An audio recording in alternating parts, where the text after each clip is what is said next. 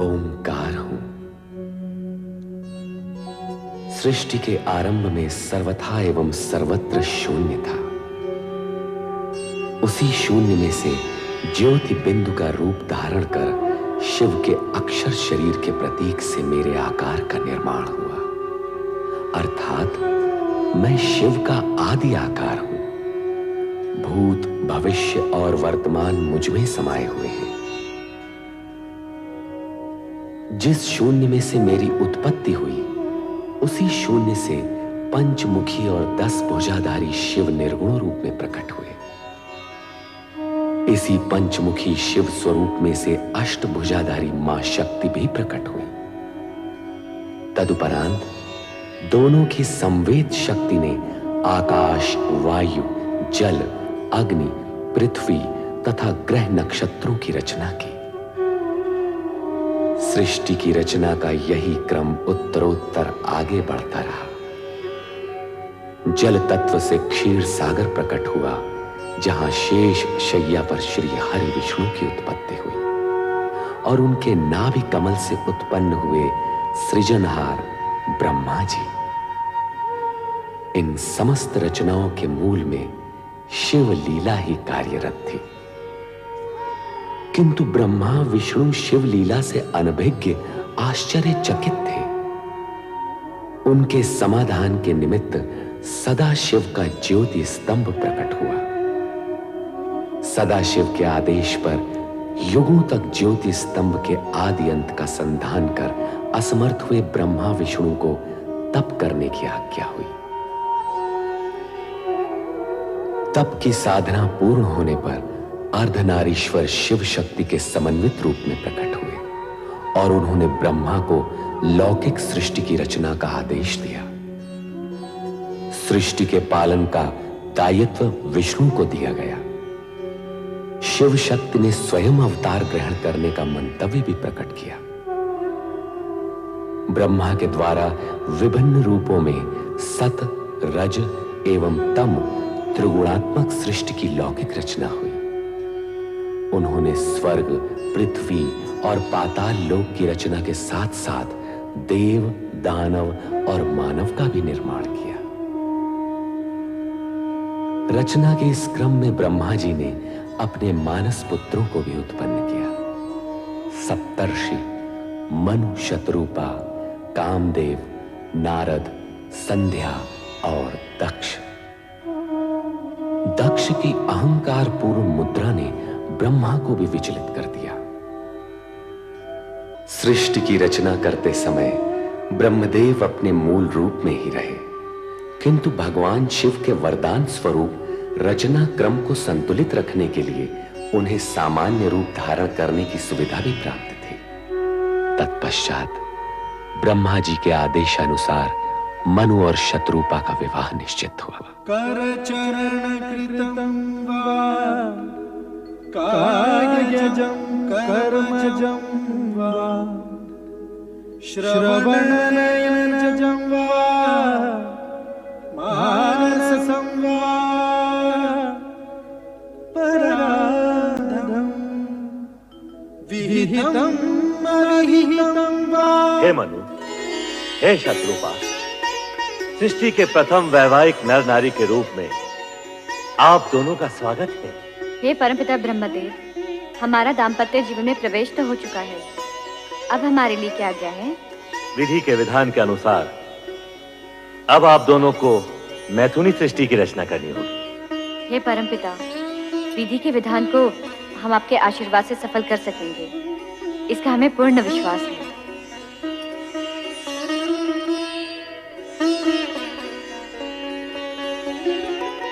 प्रजापति प्रजापालक महाराज वीरण अपनी कन्या सौभाग्य कांक्षिणी वीरिणी का हाथ दक्ष प्रजापति के हाथ में समर्पित करके पाणी ग्रहण विधि पूर्ण कीजिए। देवगुरु बृहस्पति जी की आज्ञा शिरोधार्य है।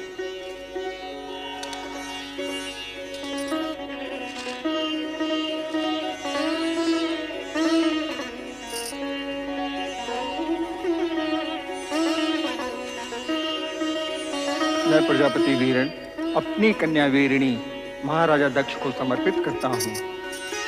सौभाग्यवती भव। चिरंजीव भव।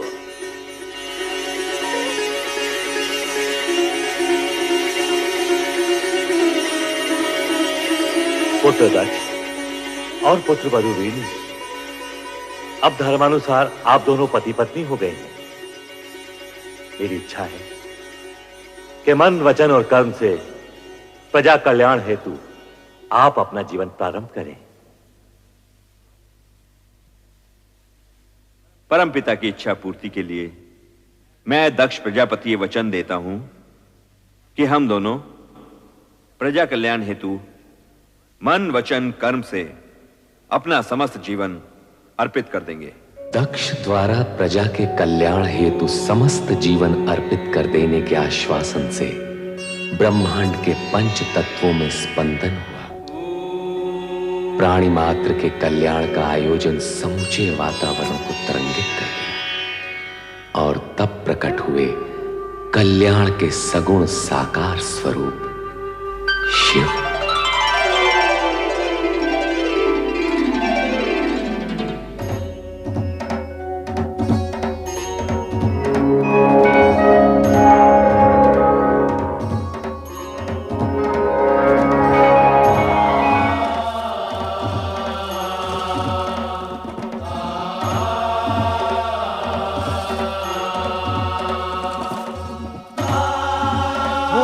भगवान शिव शंकर की जय। भूत धामन भगवान शिव शंकर की जय। भूत धामन भगवान शिव शंकर की जय। भूत धामन भगवान शिव शंकर की जय। भूत धामन भगवान शिव शंकर की जय। सदाशिव के सगुण रूप भगवान शिव शंकर की जय। हर हर हर महादेव। हर हर हर महादेव। हर हर हर महादेव। हर हर हर महादेव। हर हर हर महादेव। हर हर हर महादेव। हर हर हर महादेव। हर हर हर महादेव। हर हर हर महादेव। हर हर हर महादेव।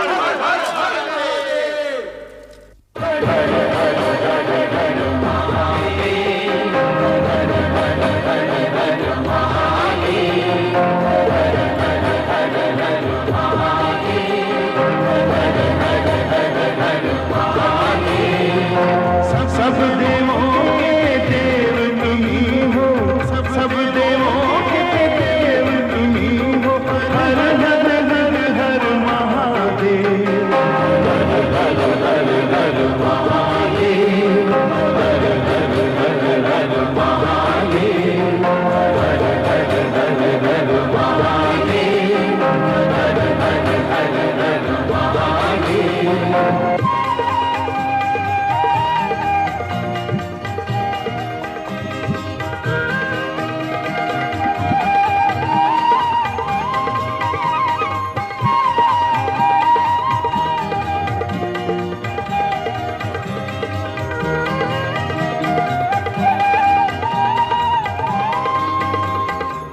चंद्र किरण से अमृत वर्षा करते हो धरती पर।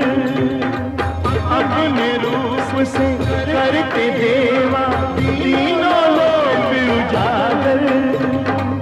सागर बूंद समा देते हो, बूंद को करते हो सागर।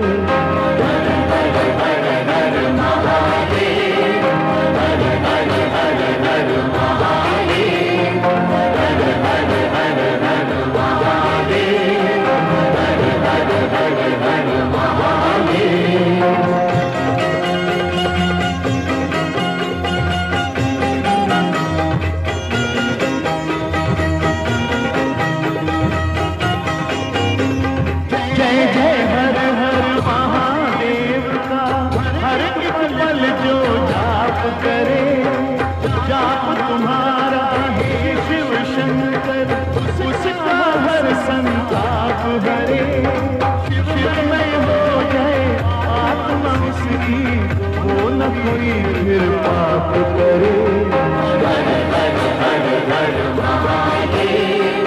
हर हर हर हर महादेव। हर हर हर हर महादेव। हर हर हर हर महादेव।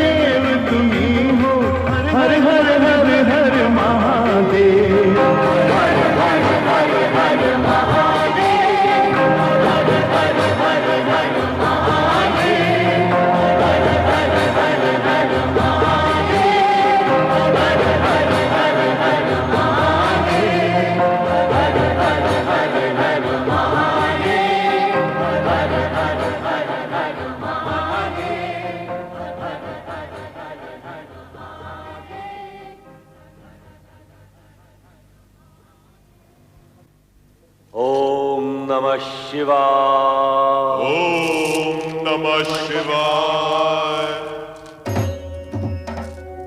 त्रिभुवनपति हे सदाशिव, अपने वचनानुसार आपने कैलाश पर त्रिशूल त्रिनेत्रधारी भगवान शिव शंकर के सगुण रूप में अवतरित होकर संसार के समस्त प्राणियों पर महान उपकार किया है। सृष्टि के सभी प्राणी आपके आभारी हैं कि आपने जगत कल्याण के लिए सगुण रूप में अवतार धारण किया। हे महेश्वर, अब देव, दानव और मानव सभी आपके प्रत्यक्ष दर्शन पाकर धन्य होंगे। हे शिव शंकर, मैं सृष्टि के सृजन करने के पश्चात आपकी आज्ञा की प्रतीक्षा कर रहा था। आप सगुण रूप में प्रकट हुए, संपूर्ण ब्रह्मांड धन्य हो गया। ये सगुण रूप धारण करके हमने आपकी इच्छा को ही मूर्त रूप दिया है ब्रह्मदेव, क्योंकि सृष्टि रचना के पश्चात शुभ अशुभ तत्व और गुण अवगुण के युगल एक साथ प्रकट होंगे। उनमें संतुलन के लिए धर्म, नीति और न्याय का शासन स्थापित करने के लिए हम त्रिदेवों का योगदान अवश्यंभावी होगा। महादेव, सृष्टि की रचना तो पूर्ण हुई और हम त्रिदेव अपने सगुण रूप में अवतरित हुए, परंतु क्या ब्रह्मदेव, आप किस संकोच के कारण रुक गए? हे प्रभु, यह भली प्रकार विदित है कि शिव और शक्ति एक दूसरे के अभिन्न अंग हैं। आपके सगुण रूप के दर्शन तो हमें प्राप्त हुए, परंतु मां सती का अवतार कब और किस रूप में प्रकट होगा?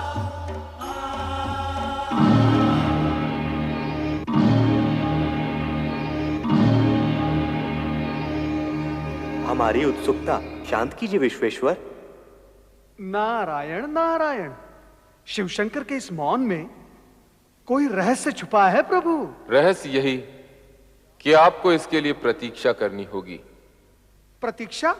प्रतीक्षा क्यों प्रभु? क्योंकि शक्ति का नारी अवतार तो मनुष्यों की भांति माता पिता के माध्यम से ही हो सकता है। जिस प्रकार आप अयोनिज अजन्मा प्रकट हुए हैं, उसी प्रकार शक्ति प्रकट नहीं हो सकती, क्योंकि ऐसा होना सृष्टि के नियमों और प्रकृति के विधान के अनुसार निश्चित हो चुका है। नारायण नारायण, तब तो आप ही को बताना होगा महेश्वर कि शक्ति के नारी अवतार के माता पिता कौन होंगे। दक्ष प्रजापति शक्ति के नारी अवतार के पिता होंगे और उनकी धर्मपत्नी देवी वीरणी उनकी माता का पद प्राप्त करेंगी। नारायण नारायण, मेरा मानस पुत्र दक्ष शक्ति अवतार का पिता होगा? आश्चर्य है प्रभु। इसमें आश्चर्य कैसा ब्रह्मदेव? महाराज दक्ष प्रजापतियों में श्रेष्ठ हैं। वे अब तक कई गुणवती श्रेष्ठ कन्याओं के पिता बन चुके हैं। वे ही शक्ति के नारी अवतार के पिता बनने के सर्वथा योग्य हैं। जैसे आप क्या कहते हैं। किंतु आप तो जानते हैं ब्रह्मदेव, कोई भी श्रेष्ठ कार्य बिना तपस्या के सिद्ध नहीं होता। अर्थात दक्ष प्रजापति और देवी वीरणी को माता शक्ति को पुत्री रूप में पाने के लिए तपस्या करनी होगी। ये अनिवार्य है श्रीहरि, क्योंकि शिव में समाई शक्ति को प्रसन्न किए बिना वे नारी अवतार के लिए स्वीकृति कैसे दे सकती? परमपिता ब्रह्मदेव, दक्ष प्रजापति को इस तपस्या के लिए आप ही को प्रेरित करना होगा। मैं ये पावन कार्य अवश्य करूंगा महादेव। अब हमें आज्ञा दीजिए देवादिदेव, समय समय पर हम आपके दर्शन करते रहें।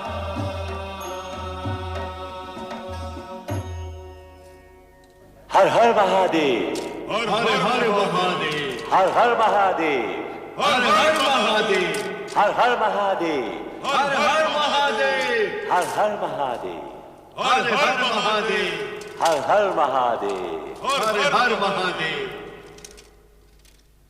एक और त्रिदेव दक्ष प्रजापति की भावी पुत्री और शक्ति के नारी अवतार की चर्चा में निमग्न थे, तो दूसरी ओर दक्ष की अनेक युवा पुत्रियों में से एक अति सुंदर पवन सी चंचल, ओस सी कोमल और बहते जल सी थिरकती हुई रति पर पुष्प धनवा कामदेव मुक्त हो चुके थे।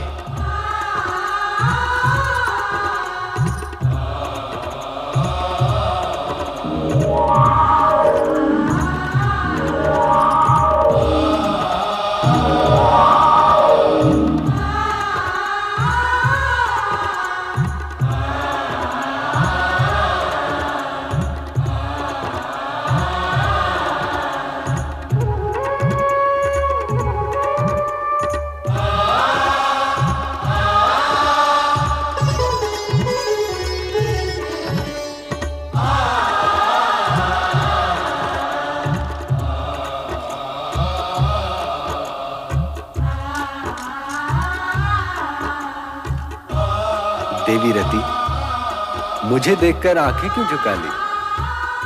यूं ही। तुम यहाँ मेरी ही प्रतीक्षा कर रही थी ना? अर्थात हाँ भी और नहीं भी।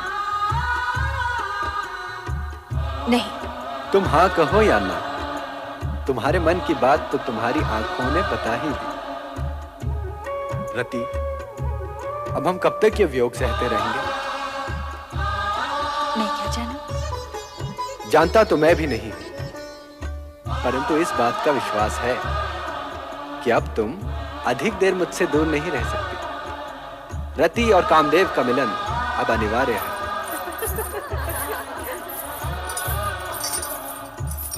मेरी बहनें आ रही हैं, अभी आप जाइए। यदि यूं ही भेज देना था तो मन के तार से खींचकर बुलाया ही क्यों था? फिर कभी अकेले में आ जाइएगा। अभी अब जाइए ना। अभी अब जाइए ना। क्यों? अच्छा ये बात है।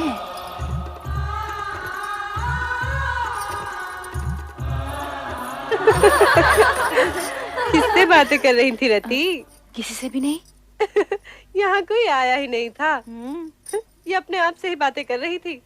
लगता है इसका मन भरमा गया है। आंखें दुल्हन बनी है और पलकें घूंघट सजा रही हैं। अधरों पर नहीं नहीं और मन में हाँ हाँ। अपने प्रियतम को यहाँ बुलाकर उसे अपने मन का हाल सुनाकर कहती है यहाँ कोई आया ही नहीं। बताओ ना रति, कौन था वो जो तुम्हारे हृदय को शीतल पवन की तरह स्पर्श कर आनंदित कर गया? बोल ना रति, कौन था वो जिसके मिलन से तेरे मुख की लालिमा और भी चमक उठी? बोलो ना, कौन था वो जो तुम्हारी चंचल चितवन और मादक मुस्कान के आकर्षण में बंधा यहाँ तक चलाया था?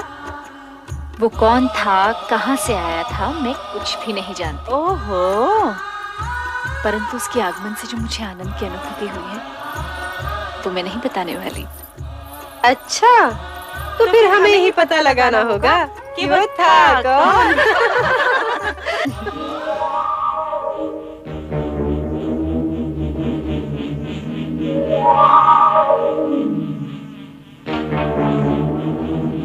कामदेव, प्रिय पुत्र कामदेव। प्रणाम पिताश्री ब्रह्मदेव। आयुष्मान भव। किस ओर से आगमन हुआ और किस ओर प्रस्थान कर रहे हो? मैं तो ऐसे ही आकाश में भ्रमण कर रहा था परमपिता। ऐसा लगता है तुम दक्ष प्रजापति के महल से होकर आ रहे हो। क्या कह रहे हैं परमपिता? क्या तुम्हारी यही कामना नहीं है? चलो मेरे साथ। अब तुम्हारा रति से अधिक समय दूर रहना उचित नहीं है। आओ कामदेव।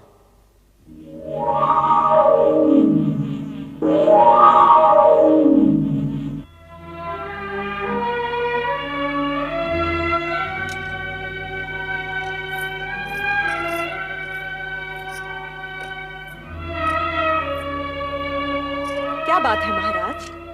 क्या सोच रहे हैं आप? महारानी, हमारी सभी कन्याएं विवाह के योग्य हो गई हैं। उनके लिए योग्य वरों का चयन करना किसी समस्या से कम नहीं।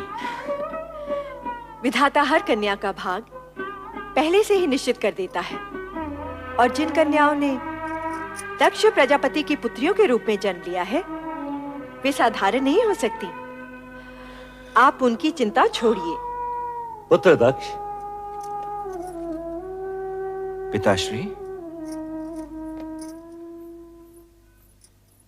प्रणाम पिताश्री। परमपिता।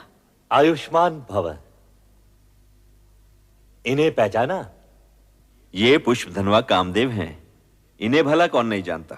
संभवतः तुम ये नहीं जानते कि हम तुम्हारी चिंता दूर करने आए हैं। हमारी चिंता? चिंता कैसी पिताश्री? तुम्हारी पुत्री रति के लिए कामदेव ही सर्वश्रेष्ठ वर हैं। हमारी इच्छा है कि तुम इन दोनों का विवाह शीघ्र ही संपन्न कर दो।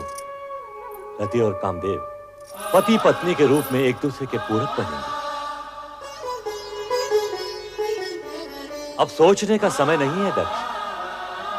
हम जानते हैं रति का जन्म कामदेव के लिए ही हुआ है और इन दोनों की आकर्षण शक्ति एक दूसरे को निकट भी ला चुकी है। यदि ऐसा है तो आपकी आज्ञा हमें शिरोधार्य है परमपिता। हम आपकी आज्ञा का पालन शीघ्र ही करेंगे पिताश्री।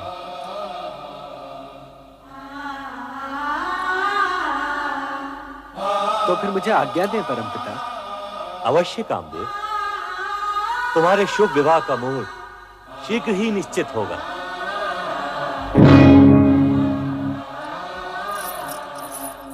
अकस्मात आपके दर्शन पाकर हमें अपार हर्ष हुआ है परमपिता। वीरणी, दक्ष, हमारे आगमन का उद्देश्य रति कामदेव विवाह प्रस्ताव से कहीं अधिक महत्वपूर्ण है। हम तुमसे एक विशेष अनुरोध करने आए हैं। अनुरोध क्यों पिताश्री? आप आज्ञा दीजिए। आदिदेव महादेव रुद्रावतार का सगुण रूप लेकर कैलाश पर प्रकट हो चुके हैं। ये तो तुम्हें ज्ञात ही होगा। सुना अवश्य है पिताश्री, परंतु सर्वशक्तिमान होते हुए भी उन्होंने ये विचित्र रूप धारण क्यों किया, ये मेरी समझ से परे है। शिव का ये रूप वैराग्य, योग व भक्ति एवं श्रद्धा का मूर्तिमान स्वरूप है। इसे समझना बड़े बड़े ज्ञानियों के लिए भी कठिन है। समय आने पर तुम्हें उनकी महानता का परिचय होगा। आप सत्य कह रहे हैं परमपिता। आपसे अधिक भोलेनाथ के विषय में भला और कौन जान सकता है। परमपिता, पहले यह बताइए कि आप जिस अनुरोध की बात कर रहे थे वो क्या है? मैं शिवाज्ञा से तुम्हारे पास एक संदेश लेकर उपस्थित हुआ हूं। क्या है वो संदेश?